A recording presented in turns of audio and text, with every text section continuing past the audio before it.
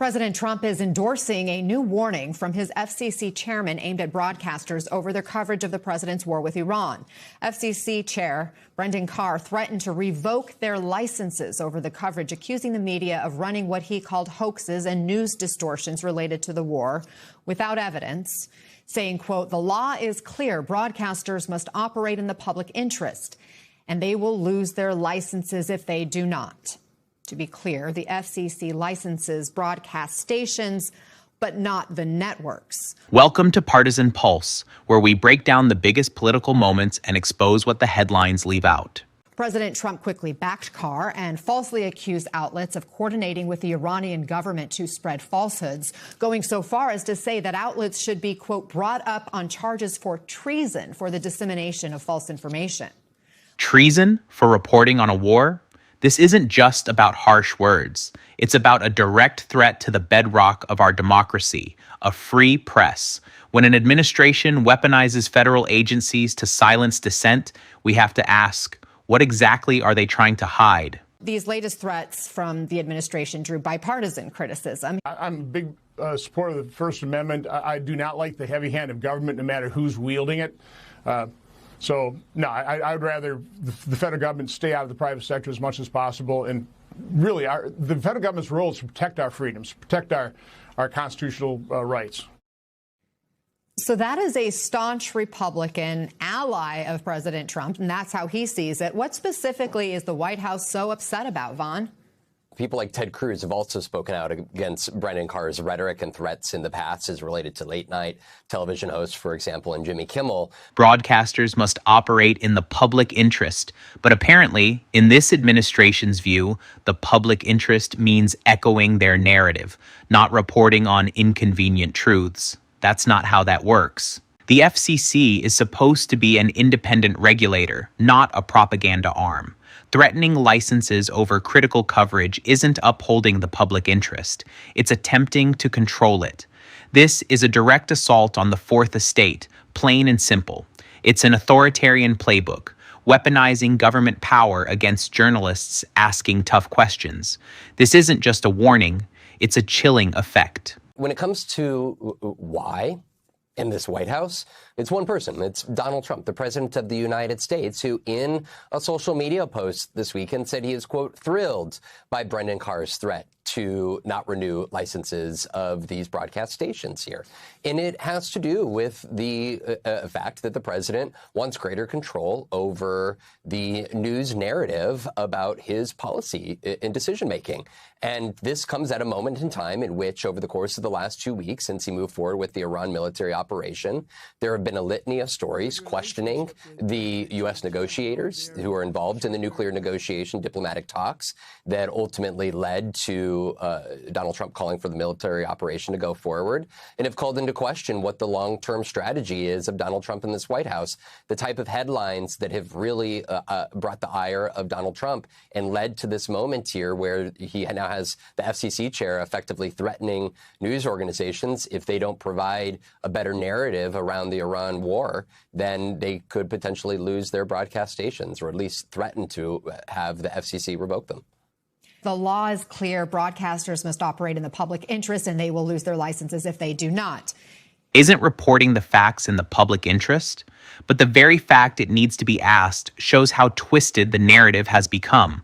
When an administration demands a better narrative around a war, it's not seeking clarity.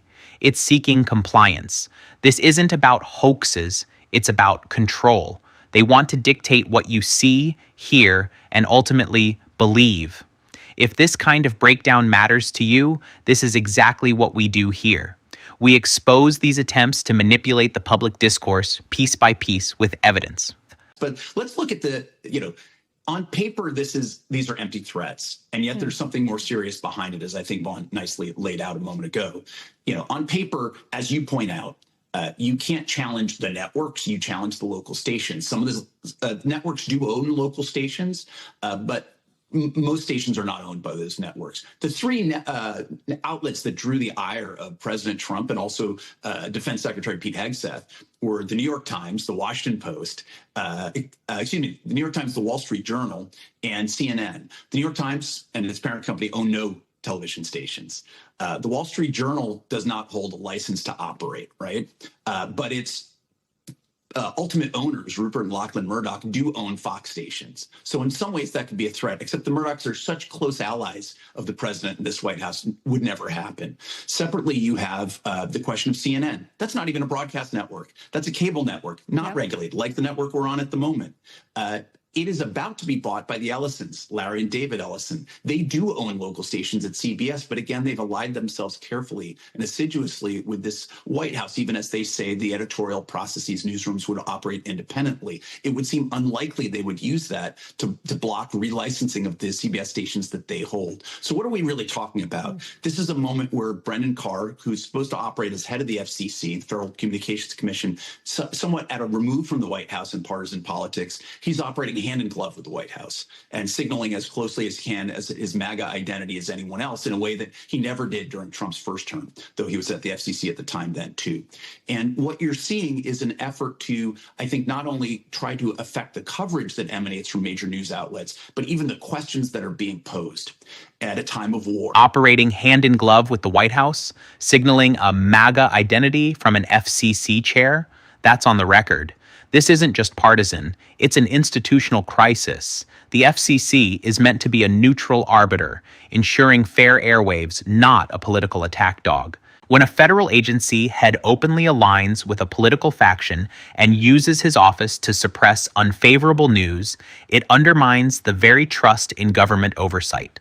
This is a profound breach of ethical conduct, eroding the independence of critical institutions. It reveals a clear strategy: weaponize every available lever of power against perceived enemies. They are trying to signal not only to those news proprietors that seek to be entirely independent of political pressure, but those that seek to be somewhat allied with the White House, that they are not going to let variance from the kinds of coverage they want to slip by unnoticed. They want to pressure the outcome. I mean, freedom of the press has been such a huge underpinning of the democracy in this country, right? In order to hold people in power accountable, to be that government watchdog. Yet this is the latest from a string of controversial moves from this FCC chair that seems to try to squash or quash the freedom of the press. Since taking up the job, he opened an inquiry into Kamala Harris's 60 Minutes interview. He ordered investigations into NPR and PBS sponsorships. He's threatened to pull ABC's license over Jimmy Kimmel's Charlie Kirk monologue, and he pressured ABC's affiliates to take him off the air. He opened up another probe into The View just last month. This isn't an isolated incident. It's a clear pattern. Inquiries into Kamala Harris's interview, investigations into NPR, PBS, threats against Jimmy Kimmel, and The View. Wait, what? This isn't ensuring balance, it's punishing dissent. It isn't a regulatory body, it's a political enforcement mechanism. The goal is to create such a climate of fear that news outlets self-censor. That's measurable in the chilling effect it has on independent journalism. This is a direct threat to the free flow of information in our democracy. It's an extremely activist and muscular interpretation of the authority of the FCC to get involved in the weeds of what's said, sort of almost actively encouraging certain kinds of complaints to come in, giving him the leverage to act and to investigate and to review, holding stations very much accountable for what their parent networks or their affiliated networks do, and really getting into the questions that have been left alone and treated in a more laissez-faire way for decades, getting into, as you point out, late night, getting into and the kinds of interviews that are being done there, getting into daytime television in a way where there were easements from certain kinds of requirements for equal time during election seasons. And you can argue there may be good principles involved about wanting to make sure certain kinds of coverage is fair and is fair to all sides. And at the same time, you're seeing an intervention in terms of the ability of these news outlets to operate without political interference from some of the highest officials in the land. And I think that's the issue that Senator Johnson, a lot of Democrats, but a lot of people outside government would point to as well. All of this stuff that I say could be subject to legal challenges, but when corporate owners have so many interests in front of the government, in certain cases, so many contracts with the government, oftentimes they will ease back on challenging this administration in court because they have greater interests. And that's really I think the dynamic that we're seeing at the moment. The implications are stark. When the government dictates what public interest means for the press, it's no longer a free press. It's a controlled press. The threat of license revocation, the constant inquiries, the pressure campaigns, these are not the actions of a government committed to transparency, but one determined to shape reality. If everything is winning, the numbers should confirm it. But when the truth is suppressed, we all lose. This is Partisan Pulse, and we'll keep exposing these critical moments. Make sure to like, share, and subscribe to keep the conversation going.